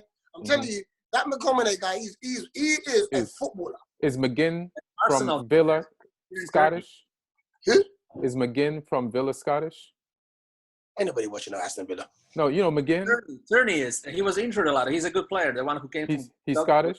Yeah, he's Scottish. I don't know who that is. Yeah, he's pretty good. He was like the biggest rival for Arsenal, but he was injured most of the time. But he's a very good. He's a fullback, so they can have Robertson and Tierney on both sides. It's very dangerous. Well, just look out for McGinn. Tierney as well. Yeah. So, Martin, any question you want to ask Kojo? Yeah, I want to ask because remember when we spoke on the podcast about it a couple of months ago when I saw this very interesting piece of information that Klopp signed new deal, I think, till 2024, right? Yep. It ends on a specific day, and like 1 hour later, Steven Gerrard signed a new deal with Glasgow Rangers that ends in 2024 on exactly the same day. This Klopp's contract in Liverpool. So I'm going to ask you, Kojo, if you believe that they have secret handshake that Klopp will leave in 2024 and Steven Gerrard will come to become the next Liverpool manager, and what do you think? Yeah. I mean, I don't think that's. I don't really think that's a surprise to anybody. I think it will take someone phenomenal to come and stop that from happening. But I think what I do like is I think going to somewhere like Rangers is very good for Gerrard, just in terms of the club. The league's trash, but the club is there's a huge responsibility managing Rangers. Even though the league's small or whatever, you have to go there and deliver. And he's managing them when they're back in the Premier League as well. So remember, they went through that whole period where they had to get promoted again and everything. So, and they haven't got the money that Celtic have. They don't. So he's having to claw his way back with his reputation getting players over there. Like Jermaine Defoe going there is purely because of Steven Gerrard. Right. Do you know what I mean? I didn't know Jermaine Defoe was there. He's banging in goals left, right, and center. Yeah. He never stopped scoring. But listen, he's gonna score when he's dead. Like he's the closest thing to Ian Wright that I think we had. Yeah. But I'm saying for him to get someone like Jermaine Defoe to go to Scotland is the testament of his relationship and what the respect that people have for him. I feel like he has to win the league there though before he comes to Liverpool. He has to. Right. I think if he got to 2024, I think he'll do it. I think he'll do it because if he gets the right players in, but a lot of these players are loans. That's the kind of league the Scottish league is. You don't buy players, you just loan them. So I feel like we'd all love to see Steven Gerrard in the dugout after Jurgen Klopp. But at no point do we want Jurgen Klopp to go if you don't have to. Martin, anything else? No, I was interested, and I like the answer. You know, I feel, you know, you spoke as a true Liverpool fan, because Steven Gerrard obviously is an icon, and you know, I know that some are blaming him for that one thing that happened in the game against Chelsea, that he didn't win the title that year. I know that some people blame him for that, but I've always said, I believe he'll win the league, but he'll win it as a manager. Yeah. I believe that's how Steven Gerrard will get his hands on the Premier League. He'll have a team set up so strong that he will just continue it. And he's a very logical kind of person. And he's been around Jurgen Klopp. He's been under him, you know, working with the under-18s. And I think the under-18s job was more about him being close to Klopp than it was about coaching the under-18s. You know what I mean? Just seeing the rhythm, seeing how he moves, how he does things, and you know, taking his own nuggets from Jurgen Klopp and then implementing what he's like as a manager, you know?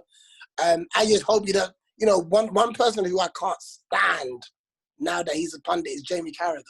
Oh, yeah. I cannot Yeah. stand him. He speaks about football like he was Maldini. He doesn't know anything. But I'm like he speaks about football like he can demonstrate what he's talking about. like bro, like I watched you for years, and you was all heart, right? And you was all heart and passion. But yeah, it wasn't like a tactical genius type of thing. Yeah, don't speak like that. That clip with Henry, isn't on YouTube. Hey man, listen, I've made fun of that clip because he just couldn't get what Henry was telling him. He's like, so you do. He's like, so you do. No. Henry's like, no, you have to play your position. And he's like, so you stay here. And he could not get it. And I was like, okay, all right. But I'm saying, like, Jamie Carragher, for me, that job has really got to him where he's starting to believe that he was. Yeah, he's trying to believe like he's some type of super expert. Yeah, and it's like no. Like he's I don't know. He's somebody that grates my spirit. I don't like watching him anymore. I don't like hearing his voice. I think when he spat on that car, told us a lot about his real character as well. Right. Do you know what I mean? And as somebody that's gone through all of that, lower your voice a little bit, you know? Yeah. Like lower your voice. Like Gary Neville can be very like biased. However, Gary Neville delivered on a way higher level than and you know why I think, and I will tell you my opinion, you know, I think that one of the reasons why Gary Neville, because I don't think it's even what they talk about, it's the way they talk about it. I think Gary Neville has a lot of humor and he's generally more likable, where Carragher comes out as a little arrogant person a little bit. Yeah. He comes with a high nose, you know, like I'm gonna preach about football today. Like some type of a know-it-all. And then we you're not Johan Cruyff. Yeah. You're not Johan Cruyff. You're not Maradona. You're not Van Basten. Yeah. You're Jamie Carragher, bro. Like if we play Istanbul again, there was no ability there. That was all like just die hard. You know what I mean? You was Bruce Willis. That's who you was in that final. Yeah. You wasn't this genius that mad clean sheets and stuff. Like, let's be honest, Sami Hyypiä was a way better defender than Jamie Carragher. Hilarious. You know what I mean? So for me, I don't like hearing him talk about football at all. It's so funny that you bring up that clip with Thierry Henry, because if that clip was like, okay, this guy, he doesn't know it. Like, he's pretending to know. It's so fucking funny, that clip. Yo. But this is what I'm trying to say. And, you know, his whole delivery, everything about him is like, bro, like, you don't know. Like, we got your career on tape. Yeah. On tape, bro. All of it. Some kids are probably going to look on YouTube at Jamie Carragher and see him out of breath most of the time. It's hilarious. Funny, I don't know. Because I recently spoke with a Liverpool legend that is a pundit here in America. He works for ESPN, Steve Nicol. Yes. And you know, like the guy won 5 league titles. He was a player of the year in the league, and extremely humble, extremely knowledgeable. The way he talks, he keeps it to the minimum. He talks just facts and what he's, you know, and that was I spoke to him for like 45 minutes because we did a piece for 442, and I'll tell you this, and I mean, it's a different energy, you know, and from the guy who really has the natural confidence of knowing that he had a good career and now this is my next career, instead of trying to prove the point. Right. Exactly. and he gets so analytical that he loses himself. Jamie Carragher, he forgets the point that he was trying to make. It's like watching, like we have a guy who's running for President Joe Biden, and he just loses himself when you ask him a simple question, and that's why we're worried that he's going to lose to Trump. And it's like, Carragher, when he tries to sound smart, he loses me, you know? That's what I'm trying to say. And I think they like the fact that Jamie Carragher and Gary Neville, there's a rivalry there because it keeps the conversation spicy and people watch it. But after a while, it's like, what the hell are you not talking about? I guess Gary Neville comes out and says some ridiculous things. Yeah. And then he takes it back. Wasn't Carragher pretty much a stand-in for Gary Neville on the national team? Because Gary Neville was occupying the flank, right? So he was. This is what I'm trying to say. like for me, the disrespect. One of the most disrespectful things was when Jamie Carragher announced his international retirement. Motherfucker, you weren't playing. When was you? At what point was you England's #1 defender? What? What on FIFA? On the right side was Gary Neville, like for Oh, mate. Yeah, that's hilarious. All right, listen, I don't want to keep you long. I don't know if you have anything to promote. Are you going to do a special soon? Yeah, so I'm working on something actually with Kevin Hart's company. Oh, okay. So we've got something cooking with Netflix there, like a documentary and then a special as well. Everything's kind of on ice until when we're allowed to tell jokes to real people again. Right, hilarious. So yeah. And how's the lockdown going in England? People taking it serious now? Yeah, it's quite serious. Yeah, it's quite serious, man. There's a lot of the numbers of deaths are getting quite high. And yeah, it's just really, I think people are just keeping their spirits up on social media. I think, people would rather go through coronavirus than lose the internet forever. Yeah, exactly. Like if we lost the internet forever. Riots. Oh my Lord. Like people would jump off balconies. Yeah. They would literally be jumping off balconies. Like there'll be a lot of suicides. It'll be crazy. Yeah. But people are hanging there. For me, I'm taking one day at a time. Right. I think I tried to guerrilla it the first week. I'm like, I'm just like I got a week in prison and I'm gonna ride that out. And then you realize, damn, this week's extra long. And so yeah, I work out in the morning. Mm-hmm. And just get some fresh air and breathe it in, and then come back to trying to be creative. All right.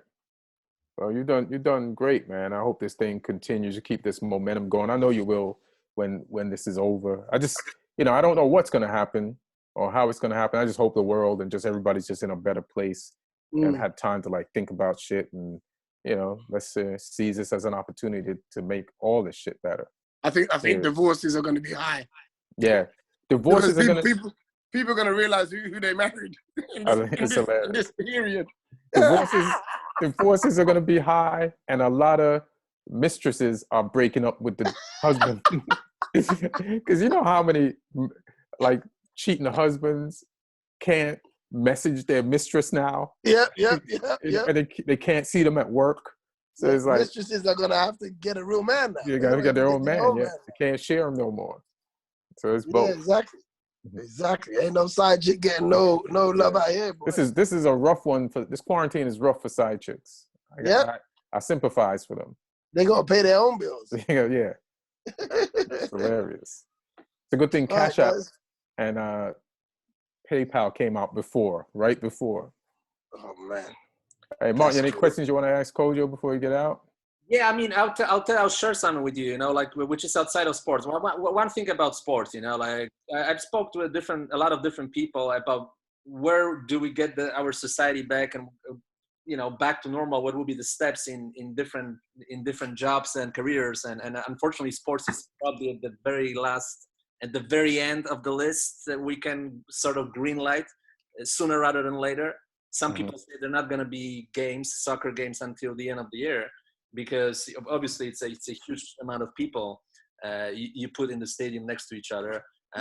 Logistics. So sports will suffer. Like the consequences for sports will be very, very tough. But for example, before even I jumped on this Zoom, I was speaking with a casting director about how the business of show business will resume. And she said that the comedy will be first to go. I mean, in terms of to work, you know, people will need comedy. You can do sitcoms with small crews, especially, you know, one camera sitcoms. So there'll be a lot of more comedy filming. It's much more difficult. It will be much more difficult to go straight from coronavirus into doing period pieces, you know, like and action flicks, you know, where you can do a sitcom with 5 actors, you know, couple of camera operators, and that will be pretty much the way to do it. When we can start doing something, you know, so stand up. I think social media is kind of proving that too. Like, comedy has been a real driving force, you know, and music, comedy and music has been a real driving force. It's the thing that is keeping entertained. Like, all the videos that I put out, people are genuinely saying, man, like, thank you for entertaining me because I'm losing my mind, you know, and that 2 minutes you put something out gives them like 5 hours of just being cool for a little while, and then they need another fix, they need something else. And everything right now is heightened. There's some outrageous stuff going on because people it just keeps their focus. You know, it keeps their focus. And I just think, you know, Dave Chappelle, did you guys watch his Netflix when he accepted the Mark Twain Award? No, I didn't. I've watched, like, somebody was telling me to watch it yesterday, but I was like, I've seen, they just put it out, but I've seen so many parts of that earlier on in the year and last year. You know what I mean? So try and check it out because there's little nuggets in between that may have not gone out yet. But one thing he said is, like, there's a quote, I can't remember who the quote is from, but he was like, you know, like, entertainers, like, where we are the most important thing to people now more than any time before. And this is the moment when we've got to step up and kind of occupy people's mind space, you know? This is time when they need it the most, before people come out because it's just something to do. Now it's a necessity for people. You know, the views are there if you want them, you know? And this is the moment when we've got to prove ourselves. So like I was saying to you earlier, I can no longer just say, well, I'm just a live performer, because my audience who can't come out need me. Well, let me ask you a question. Have you done any Zoom comedy shows? No, I haven't. I haven't figured out how I would do that. Well, there's a guy named Steve Hostetler here, and I went to one of his Zoom comedy shows. It was really well organized. What do you mean we went to it? Like, the same way I'm talking to you now, I attended it on Zoom. They had 200 people watching. They had he had bouncers, like if somebody's mic or was doing something in the background, they would silence their mic, or somebody had trouble listening to the sound, the bouncers would like talk to them and calm. And then they had one comic go up. He was in LA. He did 10 minutes. He was funny. Steve was the host, and he came out and brought up another comic. The other comic was in Australia, did a set, funny, they both addressed the virus and what's going on now, and went into their regular material. And then how did they move on after the joke? Say what? How did they move on after the joke? Can you hear the people watching? Yeah, you can hear the people watching, because you know how we're on Zoom now. Like, we can mute our mics and mute our cameras, or we can just leave them open live like they are now.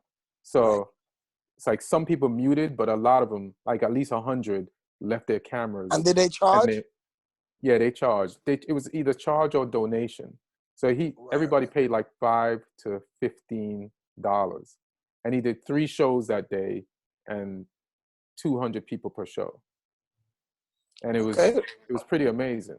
And then afterwards he had a Q&A, and then you know how if you're talking, you get highlighted on this, then you can ask the question, and you could also click through the bar at the top or the side, wherever it is, to see all the people who are revealing themselves on their camera. And it was just fun to watch. Did they have waitresses? Nah, that's the only thing they didn't have. Everybody had their own alcohol. Yeah. Everybody what is it? BYO? Bring your own? Yeah. bring your own, yeah. No, that's cool. Listen, man, it's all of us, like, we're showing staying power. We're showing that if something knocks us down, we find another way, you know? Yeah, exactly. And that to me is brilliant. I mean, a few people have mentioned it to me. But I just didn't know how it would work. But maybe it's something that I'll try and put together. Into it. Look into it. And then the comedians are obviously in their own homes or whatever performing. Yeah. They're in there. Everybody's in their own home, and people are just watching it. They're entertained, and they're telling people. So listen. In every situation, good or bad, somebody's gonna thrive from it. You know what I mean? Or keep their momentum going, or come out of it different than the way they entered it. So I think Steve is doing a great job with that, and he's doing just keeps doing more shows.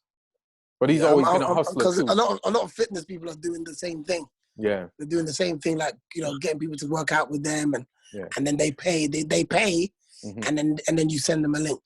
Yeah, people with no talent are like they have fans only, and I don't know what they're doing on there because I haven't paid to see any of them. But I know them, and they don't have any talent, and they got fans only, and they're surviving off fans only. So if somebody with no talent can make some loot off fans only, then fuck it.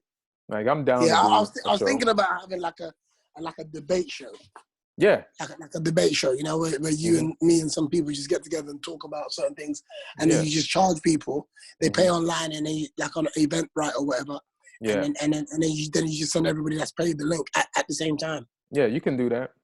Yeah, like I don't know how to set it up financially, but you could definitely do that. Like people, and Steve has been actually nice to give the money to his openers. So I heard he's been like real charitable and shit. So that's good, man. I think just anyone performing should get something for sure. Yeah. But right, guys, I'll tell you guys, the downside of it.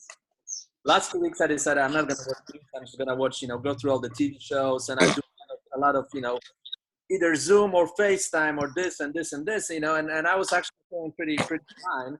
And then I went outside this morning, and the world outside is worse than the world inside, I'll tell you that. So it's almost like catastrophic movies, where you live in a bubble of your own apartment, and then you go outside, and actually it's not looking that great, So, And the funny thing is, I walked a little bit outside of my apartment, and then a guy asked me, a homeless guy, "Can you spare a change?" And I had this moment of thought, how bad that was on how many different levels. For him, what if I gave him a quarter, but I have a coronavirus? That would be the most expensive quarter he ever got in his entire life. I thought a spare change will end with the pandemic. So you gave him the quarter? No, I didn't. I didn't even come close to it. You gave him the gift of nothing. You didn't give him the quarter. Well, Kojo, it looked like you got to bounce. I'm gonna take. Yeah, man, I gotta go. You got a family. Thanks for the time. I'll post. No worries, bro. I'll tag you in it. Yeah, for sure, and I'll share it. All right, and be strong, man. Tell your family they say what's up, fam. Love you, brother. I will do, man, for sure. Thanks, guys. See you later, man. That's it. Yo, Martin. Yeah. In your homeless man story. Yeah, it was good to have him on. Thanks for suggesting to hit him up. Yeah. No, that definitely 100%. I'm gonna, of course, listen to the whole thing. Yeah, he said something. He's very passionate, and but he knows his football. Did you start with asking about the title that Liverpool never won, or? Yeah, we talked about that. Yeah. You troll. Yeah, we talked about it. All right. So, anything you want to plug besides your living room and homeless people outside your door? Yeah, no. I'll still plug the hunt that is out there, because for a while there will be no content for a while. I actually listened to the producer of the hunt, Jason Bloom, on Bill Simmons' podcast, and he said a very interesting thing. He said that we now have a lot of content coming out because obviously it was shot and produced before, but that content will run out within the next 5 months, and then either we go straight to work or not, doesn't matter, but there will be a gap. There will be a gap in terms of a new content. And, people in Hollywood, they're not thinking of how they're going to fill that gap, because there will be a gap nevertheless. If you go back to work within the next 3 months or not, there will be a gap because there's no content being produced. So that got me thinking a little bit. All right. And then on the other side, as I said, the casting director who said that the comedy will be the first one to recover from that because the production cost and the number of people. Low. Yeah, you can actually quarantine a small group of people, put them together, not so far, not so close to each other, and do something. That's still going to be weird, like to be in a room where people are spread out, and it's not to capacity, but it is based on the social distancing laws, and then to perform. No, but not live comedy, the taped comedy. Taped comedy. I mean, even taped comedy, like that's even weirder to tape a show where people are spread out. But hey, man, we got to come back the way we come back until normal stuff can resume. Well, thanks for coming on, man. For sure, always a pleasure. Appreciate it. And everyone out there, be safe, be smart. There's a lot of conspiracy theorists out there. I don't know if they're right or if they're wrong, but do your own homework, figure this thing out. You know what I'm saying? And listen to yourself and be safe. And we'll talk to you next week. And also, somebody just found out that my Comedy Central has like a 24-hour free pass, so they just watched my special Ian Talk, Ideas Not Worth Listening To, on comedycentral.com. So go there, get the free pass. And even if you're in a foreign country, they have a VPN code so you can check it out. So since you got time on your hands, fuck it. All right. Peace. All right. All right.